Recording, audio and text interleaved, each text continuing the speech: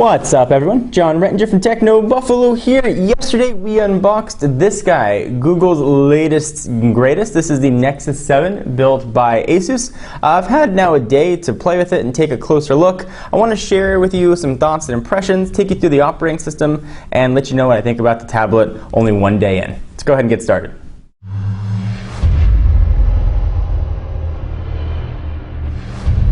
Alright, so let's start with the design. I've been a bit soured on 7-inch tablets, having played with the Kindle Fire and the BlackBerry Playbook. They've got a very slab, monolithic design. Well, certainly it's minimalistic. It's not so inviting to the user.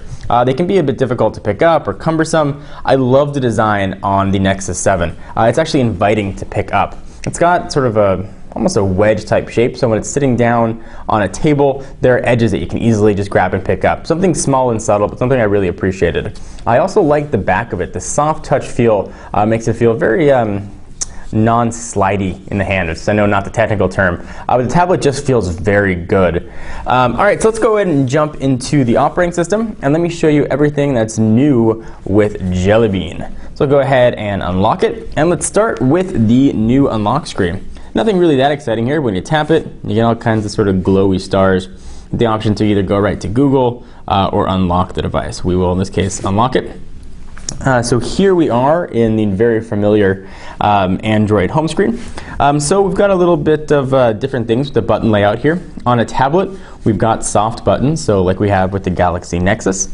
One of the coolest things that I think with Jelly Bean is a new Google search. So let me go ahead and show this to you. And I did a comparison yesterday of Google search versus Siri. If you want to check that out, we'll include a link down below. What's the weather today? Forecast for Irvine today is 84 degrees and mostly sunny.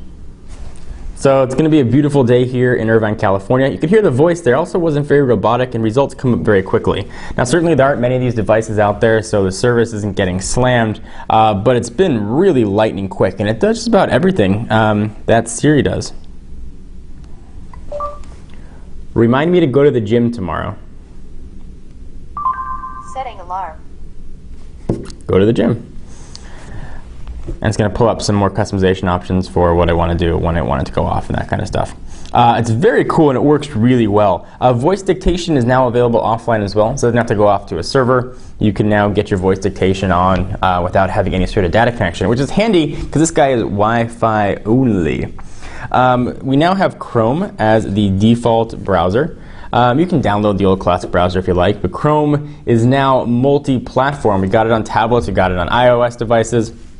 It's really got it on everything now, and I've been using it on the Galaxy Nexus for quite a while, and I really enjoy it. So if you use Chrome on your desktop, you're probably going to like Chrome on the Nexus 7. So Nexus 7, at least according to Google, is all about media. So you've got separate apps here for books, which will come right here on the home screen. So I was reading, I think it was The Bourne Ultimatum. You can see what that looks like. It's got some cool animations. Text is very, very crisp on the screen. At the 1280 by 800 resolution, you would absolutely expect that. Buttons disappear and you get just little glowy dots that'll take you back home. We've got something for magazines as well. Take you to the Google Play Store. You can see the magazines that I have. These actually came downloaded. Of course, they want to make it easy to buy more, so you can jump into Google Play to buy more magazines. Go ahead and go back. And the other cool things they showed was the new Google Currents. So go ahead and open that up. We're going to jump right into the library. You can go ahead and add more things here. Essentially, it's a fancy RSS feed. Let's go ahead and just pick one. Bleacher Report. It's for sports. I happen to like sports, so it's fetching it. We'll go ahead and take a look at something with the NBA draft. We'll see what the Charlotte Bobcats did. And you go ahead and look at things here and scroll back and forth. Great, nothing overly exciting. But one thing that is new here is you can totally translate things. So let me go ahead and show you what that looks like. If I go ahead and jump into settings up there, I can go settings, and I can pick translation, and I can translate this into another language. Let's go to Hindi. Go ahead and go back, and this should translate itself into Hindi in just a moment.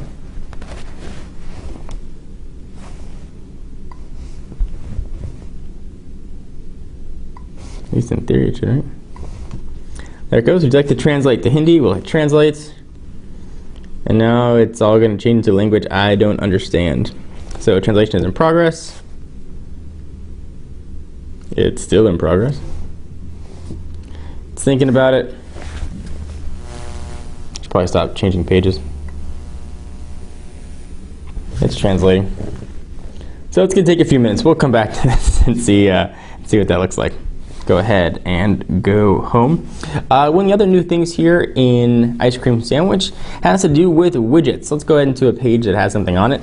We'll go ahead and open up some new widgets. And let's say I want to add a bookmarks widget. I can go and add that. Say I want to put it right here.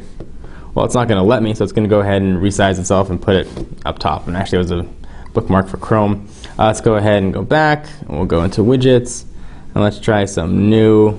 Let's try something that's big. How about YouTube widget? I'll drag it, and I'll put it right there. And it resized itself for it. Kind of neat. With widgets and apps, if you want to get something off your home screen, you have the same option of just dragging it to remove like you did with Ice Cream Sandwich, or much more satisfyingly, you can just sort of throw it off the screen. Something that I found kind of neat.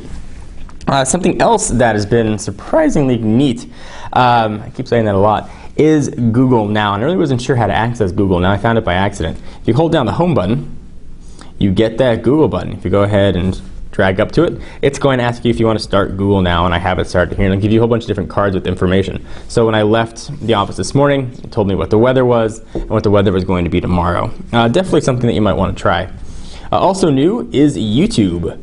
We now have a pretty nice looking YouTube player. I thought it was really deficient actually, Android. So I've done a search here for Techno Buffalo. Let's go ahead and launch Titan 2 hands-on. I'm going to go ahead and turn down the volume because you don't need to hear my voice in stereo. There we go. And things play very smooth. It looks almost like a desktop experience. You got the video that's playing, you got the information below it. You can thumb it up or thumb down. Of course, you want to thumb it up. Get more information on who the video creator is. Hit play again. And of course, if you want to go into full screen, you just rotate it and you're in full screen. And playback looks really good. Video quality on here is absolutely tremendous. So I'll go ahead and go back. And we shall go home. Some other stuff here that's new notifications. You could sort of pull them down if there are notifications there. You get more information on it. Go ahead and exit out of that. Overall, I've been really impressed with the Nexus 7. Certainly, I want to use it for a few more days and put it through a full battery of reviews. Having something for just a day doesn't really qualify as enough time for a review. For my mind. But first impressions have been really positive. This thing isn't just fast for a $200 tablet. It's fast for any tablet.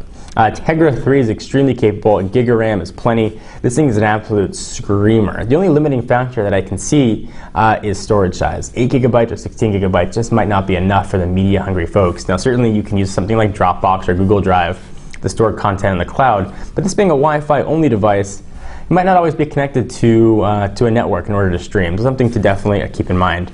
But as of now, I have no problem recommending the Nexus 7. It's a tremendous tablet. I'm going to use it as my only tablet for the time being.